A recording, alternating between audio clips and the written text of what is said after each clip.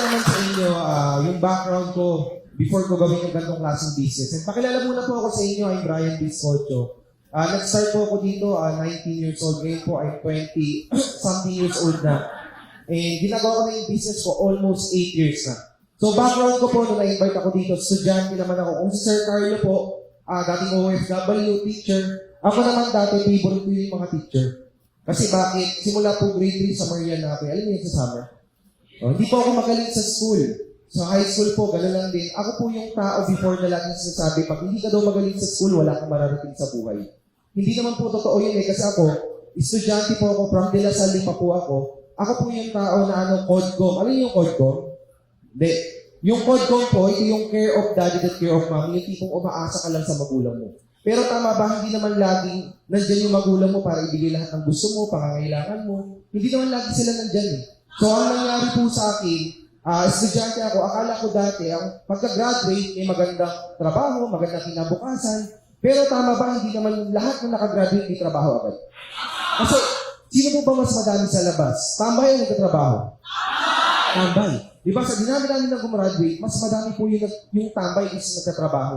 Kaya po ako, pagka-graduate ko, ang expectation ko kasi noon, pag nakagraduate ka ng college, tapos galing ka sa maayos na school, ang kitaan mga 20,000 pataas, 30,000 pataas, pero in reality speaking, magkano lang ba starting sa panahon ngayon? 8,000, 12,000, 15,000, or 30 na kung may trabaho ka. Diba? Kaya ako po, pagka-graduate ko, hindi ko nagamit yung kursong tinapos ko. Ang nangyari po sa akin, ako rin po yung tao before na tulad ng karamihan.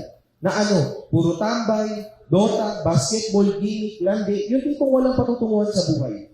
Hanggang ito po ako dati, puro gimmick lang. Puro barkada, puro tropa. Hanggang yan, nagtrabaho din po ako kasi hindi ko nagamit yung kursong tinapos ko. Kasi tama ba? Kapag nag-graduate mo, kahit hindi mo lilinyahin mo lang para kumita ng pera. Ako po, nag-work po ako sa Globe. Dito po ako sa SM Lipa, SM Batangas. Depende po kung saan ako mapa-assign. Siguro familiar naman kayo before kung may nakikita kayo namimigay ng flyers. May nakikita ba kayo mga babae, ng iksi yung suot? Yan, ganun din po yung suot ko noon. Yung maiksi, kita legs. Hindi, sila po yung mga nakakasama ko. 3 years po ako nagtrabaho dito. Imagine mo nagtrabaho ako ng 3 taon dito. Nag-aaral ako ng ilang taon sa school. 15 years, 16 years, tapos ang trabaho ko pala, mamimigay ako ng flyers.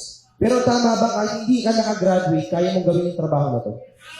Pero bakit ito po yung pinili kong trabaho, mas malaki po yung kita. 4,000 po isang araw namin dyan. Pero hindi laging meron. Pag may racket, kumbaga pag may promo yung Globe, may trabaho kami. Pero pag walang promo yung Globe, wala kaming trabaho. So sobrang loyal ko nga sa Globe, tignan nyo pati yung logo ng Globe, pinalagay ko na sa ulo ko. Kasi sabi nila sa Globe daw, abot mo yung mundo. Pero pangarap ko, hindi ko naabot dyan. Bakit lang ako tumagal dito? Simple lang. Siyempre, sa mga lalaki, pag magagandang babae kasama mo, tatagal ka, hindi? Tatagal, nahalata tuloy kayo. Siyempre, kaya po ako tumagal ko almost 3 years kasi puro babae kasama ko dito. Pero na-realize ko, sabi ko, bakit ganun? 3 taon na ako nagtatrabaho, wala akong naiipon, wala akong napupundan, as in wala akong naitatabi. Ang plano ko po dapat noon magtrabaho din abroad. Kasi syempre ako po, bata pa lang, mataas na ako mangarap. May pangarap ako, bata pa lang ako. So pangarap ko po noon, madami akong pangarap eh. Pero pangarap ko, isa sa mga pangarap ko, makapunta sa ibang bansa, makapag-abroad. Di ba syempre mga Pinoy, pag gusto natin kumita ng malaki, gusto mo magbago yung buhay mo, ano yung naiisip natin? Mag-abroad, mag-ibang bansa. Kasi yun yung alam kong opportunity na pwede kang kumita ng malaki. Kaya ako po, magtatrabaho dapat ako sa Canada ng caregiver, tagahugas, tagapag-alaga ng matanda doon. Pero sabi ko, kahit mag-alaga ako ng matanda doon, okay lang. Kasi bakit magkano kinikita ng caregiver doon? 80,000, 100,000. Pero nung na-approve po yung visa ko, sabi ko parang hindi ako masaya. Kasi bakit? Hindi naman madali na malayo ko sa pamilya mo. Hindi naman lahat na nag-a-abroad masaya. Kasi tama ba, yung iba nag-a-abroad, pagka-uwi nila, hindi na nakilala ng family. Kilala lang dahil may pasalubong ka, may pera ka. Pero pag wala kang pera, hindi ka nila kilala. Kaya sabi ko sa sarili ko, hanap ako ng opportunity or pagkakataon. Kung meron ako makikita opportunity, na pwede akong kumita ng malaki, ganun din kalaki, o mas malaki pa doon, igagrab ko yung opportunity. Kaya nung nakita ko po yung front row, kung nakita ko po yung ganitong klaseng business, yung front row. Ako po hindi ako naniniwala agad sa ganitong klaseng business noon eh. Hindi ako naniniwala, negative ako. Pero nung nakita ko na ganun, na maganda siya, maganda yung kitaan, malaki yung kitaan, sabi ko, why not sumubok ako, why not itry ko? Sabi ko, wala namang mawawala sa akin. Kasi bakit? Una, wala naman akong naipundan noon sa pagtatrabaho. Kaya sabi ko, walang mawawala sa akin kung susubok ako sa ganitong klaseng negosyo.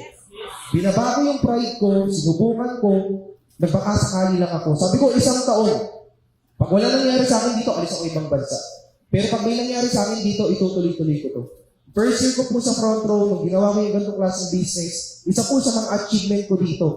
Dati simple lang, ang gusto ko lang dati kumita lang ako. Maliit lang, di ba? Pinakita ni Sir Carlo kanina yung kinikita niya. 50,000, 80,000. Ako dati, ang gusto ko lang, simple lang, maliit lang. 3,000, 5,000, 10,000, isang linggo, isang buwan. Sabi ko, masaya na ako kasi part-time lang naman. Pero yung binigay sa akin ng front row, higit pa doon.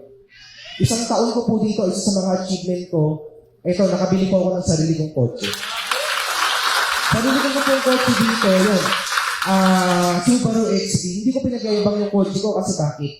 Paglabas mo naman, marami ka makikita nakakotse. Pero pag nabangga, sinong tawagan nila? Magulang nila. Kasi bakit? Hindi po sa kanila nakapangalan. Yung sa akin, yung kotse ko po na yan, masasabi ko pong akin po yan. Hindi bigay, hindi mana, hindi hingi. Akin.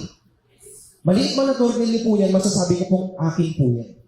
Yung magulang ko po na nagtrabaho po yan sa ibang bansa ng 1 taon.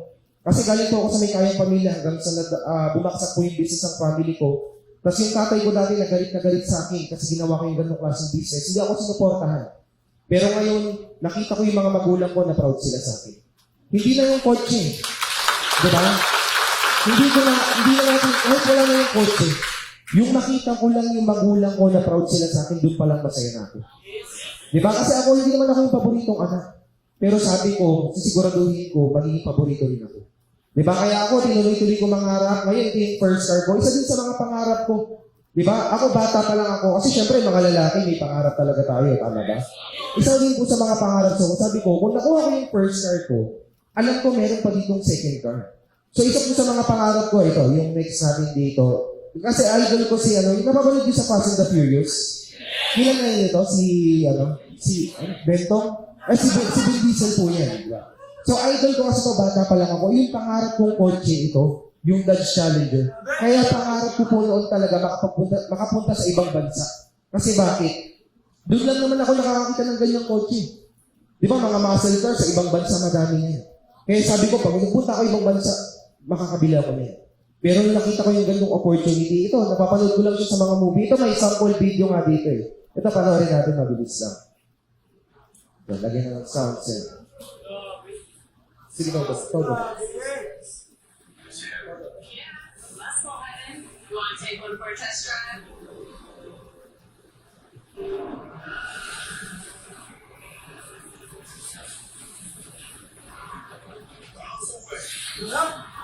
Dodge, Fast and Furious tested and approved. Ayan. Medyo gusto ko yung mga binabangga sa pader.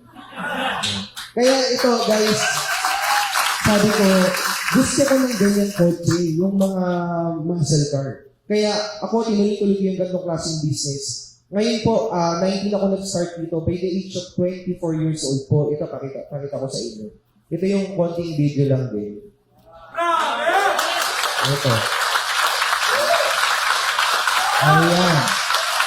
Ito po, nakuha ko siya by the age of 24 years old. Isa po ako sa pinakabata na nagkaroon dito sa Pilipinas ng Dodge Challenger.